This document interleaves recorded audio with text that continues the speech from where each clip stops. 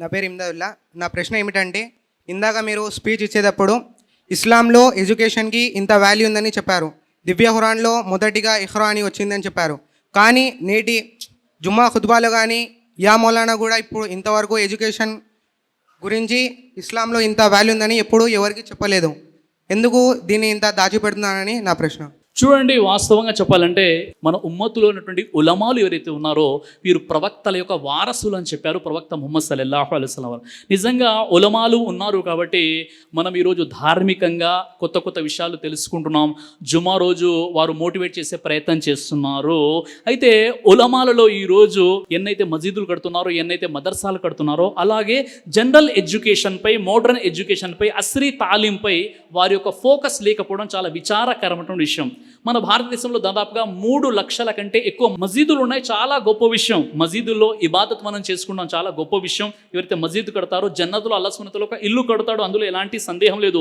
మదర్సాలు ఏవైతే ఉన్నాయో ఆ మదర్సాల్లో దీనీ తాలీం, హాఫేజులు, హుఫాజులు తయారవుతున్నారు. తద్వారా ధర్మాన్ని కాపాడేటటువంటి ఒక ప్రక్రియ అనేది జరుగుతుంది. కానీ ధర్మం ఎప్పుడు కాపాడబడుతుందంటే, ఏ ధర్మాన్ని అయితే మనం అనుసరిస్తున్నామో ఆ ధర్మంపై ఉండేటటువంటి ఎలిగేషన్స్ని దూరం చేయాలంటే అస్రీ తాలీం, ప్రాపంచిక విద్య కూడా మనకు తెలిసి ఉండాలి.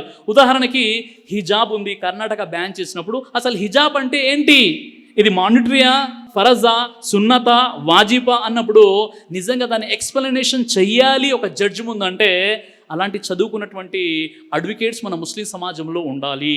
కాబట్టి ఈరోజు ఉలమాలు ఎవరైతే ఉన్నారో ప్రతి మసీదులో కూడా ఆలీములు, హాఫీజులు మసీద్ కోసం చందాలు ఏలాన్ చేస్తుంటారు. మనం చూస్తున్నాం.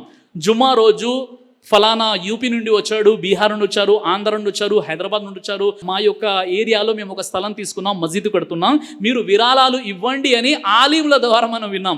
ఎక్కడైనా మన భారతదేశంలో ఏ మసీదులో అయినా మేము ముస్లింలకు సంబంధించి ఒక స్కూల్ కడుతున్నాము, మీరు చందాలు ఇవ్వండి అని ఏ ఆలిమైనా, ఏ హాఫీజ్ అయినా, ఏ ముఫ్తీ అయినా చందాలు వసూలు చేసి స్కూళ్ళు, ఇస్లామిక్ స్కూల్, మోడర్న్ ఎడ్యుకేషన్తో కూడినటువంటి స్కూల్స్ని ముస్లిం ఉమ్మతు కోసము కట్టే స్కూల్స్ యొక్క చందా ఏ మసీదులోనైనా, ఏ ఆలింలో అయినా ప్రకటన చేసినట్లుగా మనం విన్నామా అంటే వినలేదు.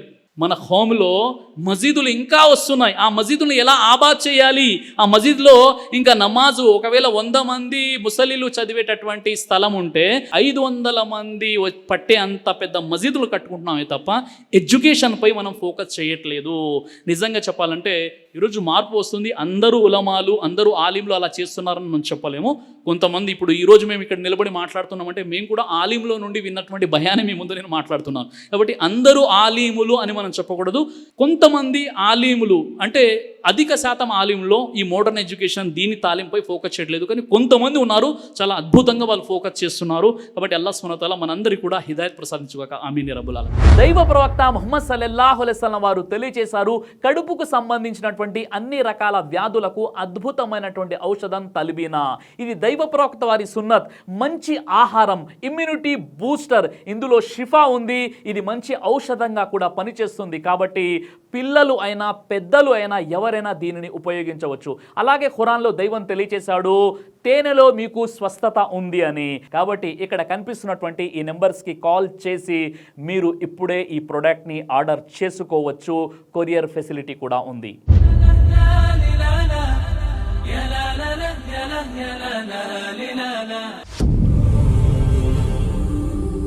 బ్రదర్ సిరాజ్ అని యూట్యూబ్ ఛానల్ని మీరు సబ్స్క్రైబ్ చేసినట్లయితే ఇన్షాల్లా దైవచిత్తం అయితే మీకు వీడియోస్ వస్తుంటాయి. అదేవిధంగా బ్రదర్ సిరాజ్ అనేటటువంటి ఫేస్బుక్ని కూడా లైక్ చేయడం వల్ల మీకు వీడియోస్ వస్తుంటాయి.